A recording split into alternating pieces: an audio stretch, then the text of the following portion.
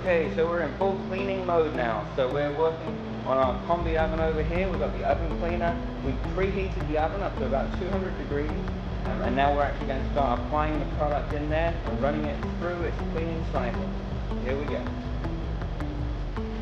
So we have a lot of burned on grease and dirt from over time, and so we're going to be spraying this all throughout just to make sure we cover all of it, all the shelves, all the racks. You can instantly see where that grease is starting to break down.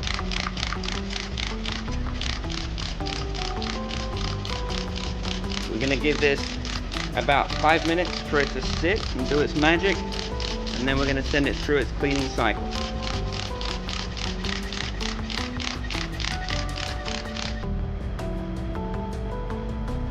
So as we can see, there is some of the grease that's starting to break down.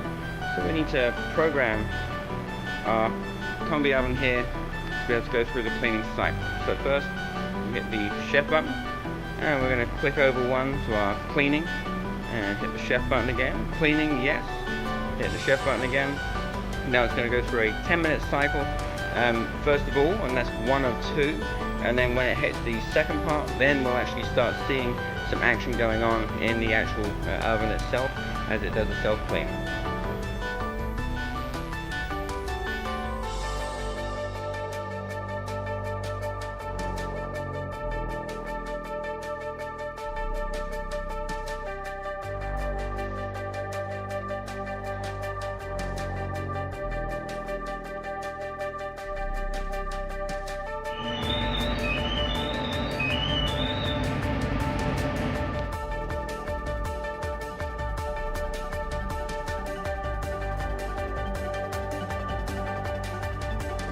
Now with everything looking much cleaner, I can see through the window again.